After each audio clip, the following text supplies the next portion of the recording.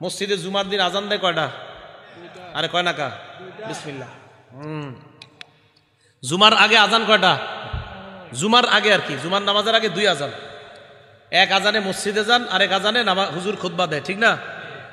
এখন প্রশ্ন হইল, হুজুর 2 আজান কই পাইলেন?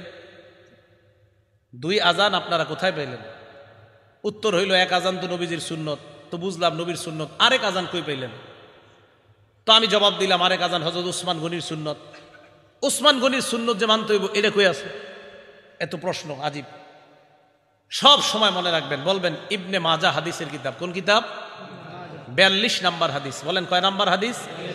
এই হাদিসে নবীজি বলেন, আলাইকুম বিসুন্নতি, তোমরা আমার সুন্নত আঁকড়ে ধরো। তাহলে জুমার আগে এক আজান নবীর সুন্নত থেকে পাইলাম, নবীর সুন্নত আঁকড়ে ধরলাম, এক আজান, এটা বুঝলাম, নবীর সুন্নত আঁকড়ে ধরলাম। এবার হুজুর আরেক আজান, ওয়া সুন্নাতিল খুলাফাইর রাশিদিন আল মাহদিয়িন। এরপরেই নবী কয়, হেদায়েত প্রাপ্ত খুলাফায়ে রাশিদার সুন্নত তোমরা আঁকড়ে ধরবা। বলেন তো 4 খলিফার মধ্যে হযরত উসমান আছে না নাই?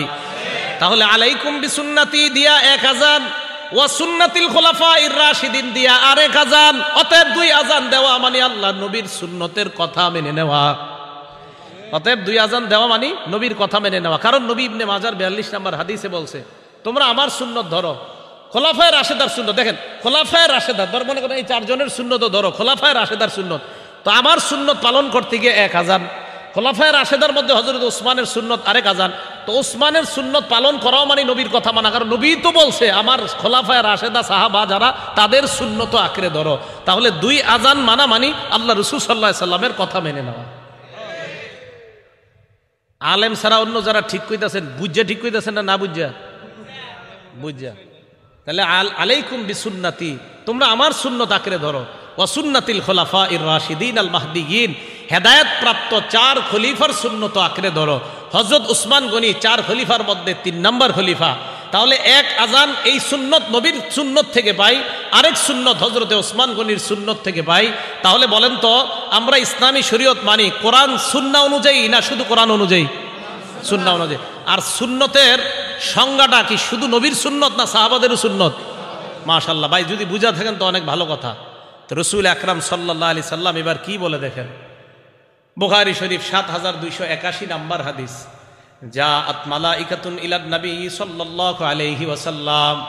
আল্লাহ নবী ঘুমায়, একদল ফেরেশতা আল্লাহ নবীর কাছে আসছে। হযরত জাবেরের বর্ণনা, নবীজি ঘুমায়, একদল ফেরেশতা আল্লাহ নবীর কাছে আসছে। আসার পর এক ফেরেশতা কয় ইন্নাহু নাইম, তিনি তো ঘুমায়। আর এক ফেরেশতা কয় ইন্নাল আইনা নাইমা, তার চোখ ঘুমায়। অল কলবা ইয়াকযান, অন্তর জাগ্রত।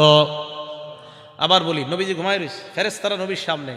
এক ফেরেশতা কয় তিনি তো ঘুমায়, আর এক ফেরেশতা কয় তার চোখ ঘুমায়, অন্তর জাগ্রত। এখন আপনারা বলেন তো, আমি যে আপনাদের এই বুখারীর হাদিস শোনাইতেছি, আমি কেমনে শোনাইতেছি? নবী না ঘুমায় রইছে? হাদিসটা নবীর না?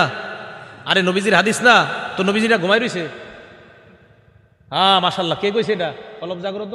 আপনি আলেম না তো? না, এই তো পাওয়া গেছে শ্রোতা একজন, আলেম ছাড়াও একজন বুঝছে নবীর কলব তো জাগ্রত আছে, এই জন্য তো এই হাদিস আমরা জানতে পারছি। ফেরেশতা আসছে, আসার পর এক ফেরেশতা কয় তিনি তো ঘুমায়, আরেক ফেরেশতা কয় না, তার চোখ ঘুমায়, অন্তর ঘুমায় না। তো রাসূল আকরাম সাল্লাল্লাহু আলাইহি সাল্লাম ঘুমায় রইছে। এবার আরেক ফেরেশতা কয় ইন্নালি সাহিবিকুম হাযা মাসালা, এই ব্যক্তির একটা দৃষ্টান্ত আছে, ফাদরিবু লাহু মাসালা, তার দৃষ্টান্তটা দিয়ে দাও। ফেরেশতারা কয় এই যিনি ঘুমিয়ে রইছে ওনার একটা দৃষ্টান্ত আছে, এটা দাও তোমরা, এই দৃষ্টান্তটা বলো। এবার আরেক ফেরেশতা কয় ইন্নাহু নাইম, তিনি তো ঘুমায়। আরেক ফেরেশতা কয় ইন্নাল আইনা নাইমা ওয়াল কলবা ইয়াকযান, তার চোখ ঘুমায়, অন্তর ঘুমায় না। ফেরেশতারা বলতে লাগলেন মাসালুহু কামাসালি রাজুলিন বানা দার, তার দৃষ্টান্ত এমন ব্যক্তির মতো যেই ব্যক্তি একটা ঘর বানিয়েছে। ওয়াজআলা ফিহা মা'দুবাতান, ঘরের মধ্যে দস্তরখান বিছিয়েছে, দস্তরখানের মধ্যে সুস্বাদু খাবার। বাসাদাইয়া, একজন আহ্বানকারীকে বাহিরে পাঠিয়েছে আহ্বান করার জন্য, দস্তরখানের দিকে মানুষকে ডাইকে আনো। আহ্বানকারী বাহিরে আসছে, আসার পর আমাকে আপনাকে আমাদেরকে পেয়েছে, পাওয়ার পর কয় ওই ঘরের মধ্যে দস্তরখান বিছানো আছে, সুস্বাদু খাবার, তোমরা চলো। আমরা তার কথা বিশ্বাস করার ক্ষেত্রে 2 দল হয়ে গেলাম। এক দল আমরা বিশ্বাস করলাম, ঘরের মধ্যে গেলাম, যাওয়ার পর দস্তরখানের খাবার খাইলাম। হাদিসের বর্ণনা, এই ব্যক্তির কথা একদল মানছে, মানার পর আজাবাদ দাইয়া ওয়া দাখালাদ দারা ওয়া আকালা মিনাল মাদুবা, আহ্বানকারীর কথা বিশ্বাস করছে, ঘরে গেছে দস্তরখানের খাবার খাইছে। আরেক দল তার কথা বিশ্বাস করে নাই, লাম ইয়াদখুলিদ দার, ঘরেও যায় নাই, ওয়া লাম ইয়াকুল মিনাল মাদুবা, দস্তরখানের খাবারও খায় নাই। এটা বুঝছেন এতটুকু বাংলাটা? এক ব্যক্তি একটা ঘর বানাইছে, ঘরে দস্তরখান বিছিয়েছে, দস্তরখানে সুস্বাদু খাবার, এই খাবার সাজানোর পর আমি মনে করেন বানাইছি, তো বানানোর পর সুস্বাদু খাবার সাজানোর পর একজনকে পাঠাইলাম, যান যাদেরকে পাইবেন তাদেরকে বলবেন ঘরে মজা মজা খাবার আছে, তো যারা আসবে তারা খাবে, যারা আসবে না তারা খাইতে পারবে না। তো একজন বাহিরে এসে বলছে এই ঘরে দস্তরখান আছে, মজাদার খাবার আছে, তোমরা যারা এই মজার খাবার খাইবা তাহলে তোমরা ঘরে যারা ঢুকবা মজার খাবার খেতে পারবা, আর যারা ঢুকবা না তারা খাবার খেতে পারবা না। তো এখন একদল কথা বিশ্বাস করছে, আরেক দল করে নাই। এই ফেরেশতারা এই কথাগুলা বলতেছে। এখন এক ফেরেশতা কয় আউবিলুহা লাহু, এই যে দৃষ্টান্তটা দিলা, এই দৃষ্টান্তটা কিসের দৃষ্টান্ত, এটা একটু তাকে বইলা শোনায় দাও। এবার দৃষ্টান্ত শোনাইতে লাগলেন, কিভাবে দেখেন। ফেরেশতা বলতে লাগলেন ফাদ্দারু আল জান্নাহ, যে ঘরটা, ঘরের দৃষ্টান্ত হলো আল্লাহর জান্নাত। ঘর বানিয়েছেন আল্লাহ, জান্নাত সাজিয়েছেন আল্লাহ, দস্তরখান বিছিয়েছেন আল্লাহ, দস্তরখানের মধ্যে খাবার সাজিয়ে রাখছেন আল্লাহ। ফাদ্দাই মুহাম্মাদুন সাল্লাল্লাহু আলাইহি ওয়াসাল্লাম, ঘুমিয়ে আছেন, উনি হলেন মুহাম্মদ সাল্লাল্লাহু আলাইহি ওয়াসাল্লাম। ওনাকে আল্লাহ পাঠিয়েছেন ওই দস্তরখানের দিকে মানুষকে দাওয়াত দেওয়ার জন্য। যেই মানুষগুলা তার ডাকে সাড়া দেয় তারাই জান্নাতে যাবে, যাওয়ার পর দস্তরখানের সুস্বাদু খাবার খেতে পারবে। আর যারা তার ডাকে সাড়া দিবে না তারা ঘরেও যেতে পারবে না, দস্তরখানের সুস্বাদু খাবার খেতে পারবে না।